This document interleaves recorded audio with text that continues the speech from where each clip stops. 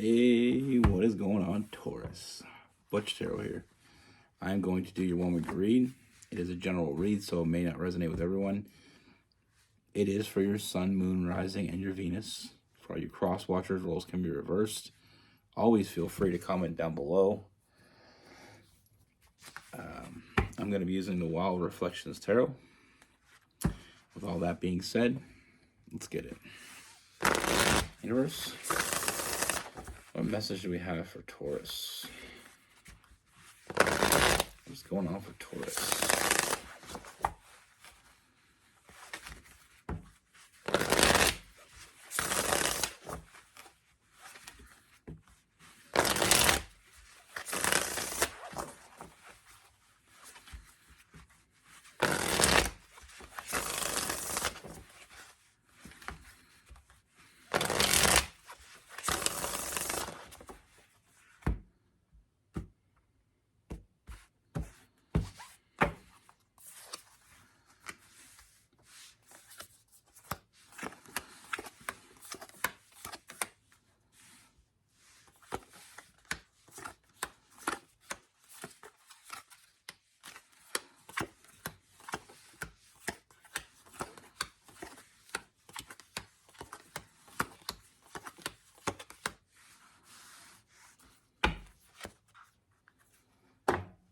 All right, Taurus.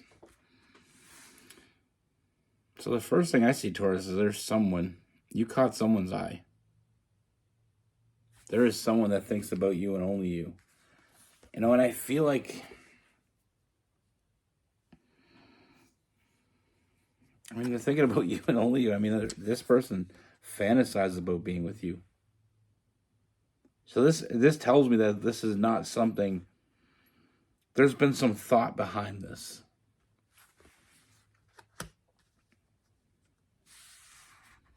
There's some definite thought behind this. This is not something that just sprung up yesterday. So for some of you, this may be someone you already know, maybe someone you're friends with, someone you work with. For others, you may not even know this person exists. But they sure as hell know you exist. And I feel like it may have started off as a crush, but I feel like it developed into something much bigger. But either way, whether or not you know this person or you don't, I feel like you have no idea their feelings for you, because I feel like they put a lot of work into keeping it from you. They've been fantasizing in secret. But like I said, this is something that I feel like is much bigger than just a crush. This is something that has some longevity behind it. This is something that's been thought about. I feel like this person probably even came up with so many different scenarios.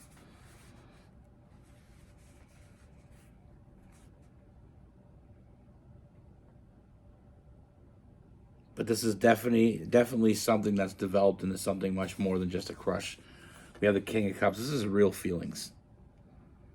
I remember I read it somewhere one time that if you have a crush for more than a certain amount of time, it's love.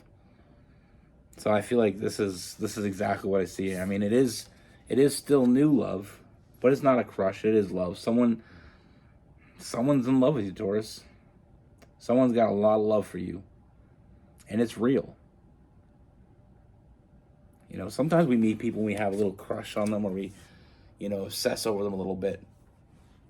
But it doesn't last if it's not real. This has lasted, so it's real.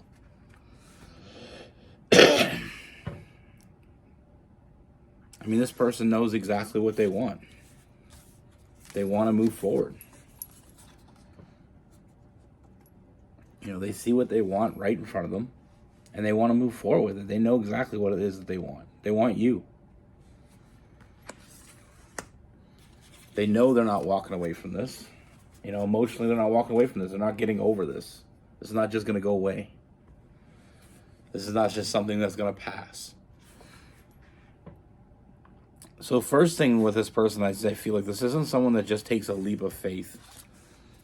This isn't someone who just feels something and goes for it. This is someone that they really think it through, and they've thought this through.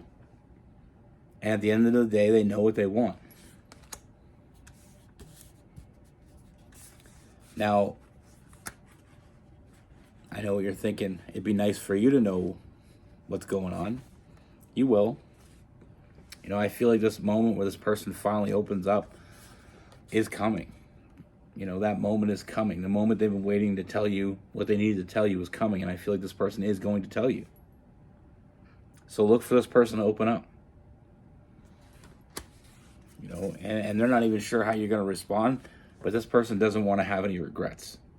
And their true feeling here is if they don't tell you how they feel, if they don't, you know, ask the right question, they don't find out if you're on the same page or not, they'll never know. You know, if they don't ask, they won't know. And they don't want to have that regret of not knowing. They'd rather know and be disappointed than not know at all. But they see the potential here. You know, they're letting go with that devil card. They're letting go of all the things that were holding them back before, the reasons they weren't telling you how they felt. You know, they're letting that all go because it doesn't do them any good.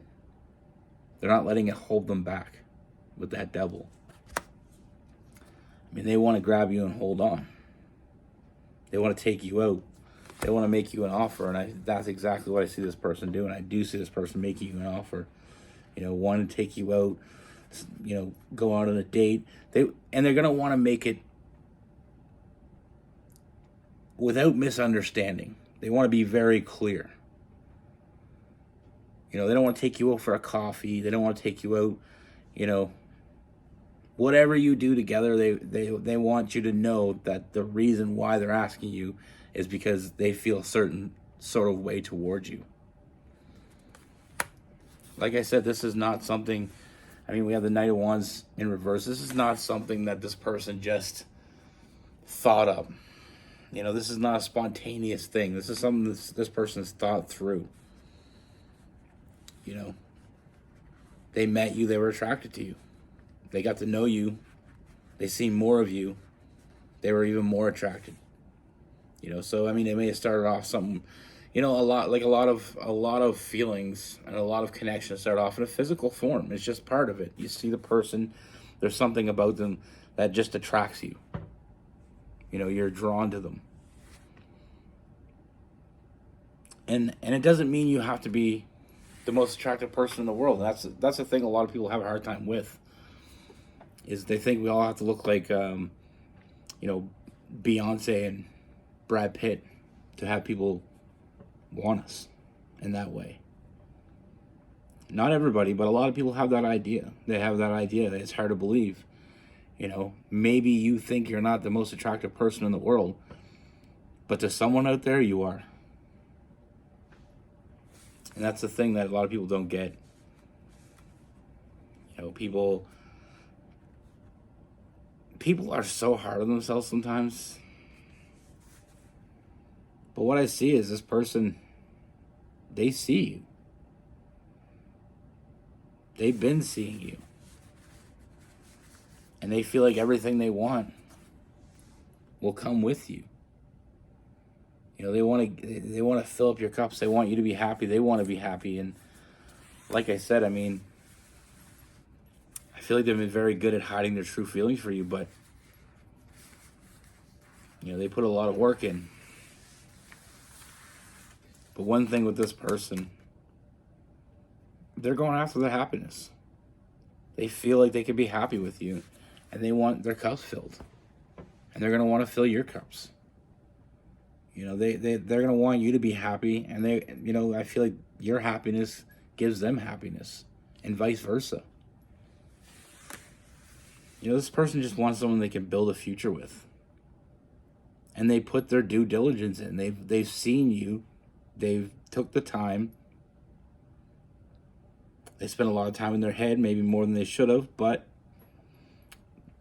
with all that being said, I mean, they're still coming out and they're still saying what needs to be said. They don't want to have any regrets. They don't want to think back in 10 years of what could have happened. So whether you say yes or no, it doesn't matter about the course they're about to take. You know, sometimes we overthink that. We think, okay, well, you know, this person is, you know, they're attractive, they're amazing, they're incredible, and we give them all these words. And we put them up on this pedestal, and then sometimes we put them so high up on a pedestal that we think we can never reach it. So we don't even attempt it. You know, they're so far out of our league. You hear now. This is something that I hear from women a lot. You know, I hear this a lot more from women than men, but that's just from my side of it. But women, you know, very attractive, powerful, successful women say they have a hard time finding a man because they won't approach them. They're intimidated. That's the craziest idea I've ever heard of, but it seems to have some truth to it. Sometimes we put you up so far on a pedestal that we think you're too good for us, so we don't even take the shot. So I guess the meaning of this, the moral of that story is, if you feel some sort of way, take a shot. You know. But on the flip side, sometimes people say, you know, I hear people say that women always say, like, oh, we want this confident man. You know, not every man is confident in every area of their life. It doesn't mean they're not confident when it comes to certain things, but sometimes we don't, you know, the best guys aren't the most confident. We work with it. With this person, we have Capricorn, we have some Taurus, we have some Cancer, some Scorpio,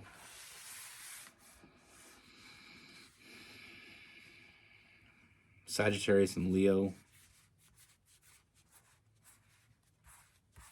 Aquarius as well.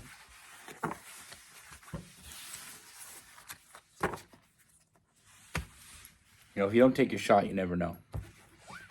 You never know. And if you're okay with that, then you're okay with it. But if you're not, you know, sometimes we meet people that we think are out of our league. You know, I always looked at, and don't judge me for this, but I remember when I was young, and Pretty Woman was a big thing. My sister used to watch it all the time. And I remember finding out that Julia Roberts was married to Lyle Lovitz. Okay? Now Lyle Lovitz, take it, he was a musician, so musicians get extra 2 points, they say. I watched that movie one time. You get 2 points for being a musician. He is not the most attractive man in the world, and not the kind of guy that I thought she would ever get with. But he must have had something. You know? Now, I don't know if it ever worked out. I should probably have looked that up before I said that, but I know they were together for a while. But I just couldn't believe it because he's a very different looking man. He wasn't what I thought you would see next to Julia Roberts. Now, I know looks aren't everything. I'm not saying they are, so don't judge me for that. I'm just saying it was a really odd looking couple. But he took his chance. And he got to stand next to a very beautiful, talented, and you know, intelligent woman that a lot of men were envious of. I'm sure. She wasn't my cup of tea, only because I remember seeing that movie. There was a movie with her brother, Eric Roberts, and I seen that before I even knew who Julia Roberts was. I can't remember what the movie's called.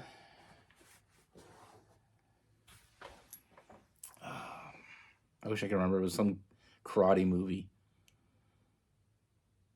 But when I seen him and then I seen her after, she looks just like him.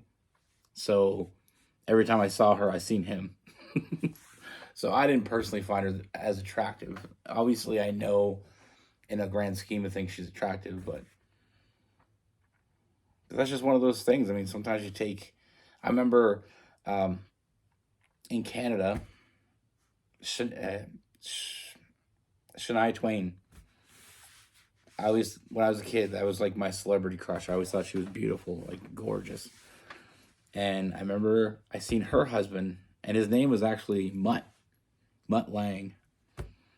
And I was like, here, I thought I never even had a chance. I had a chance the whole time.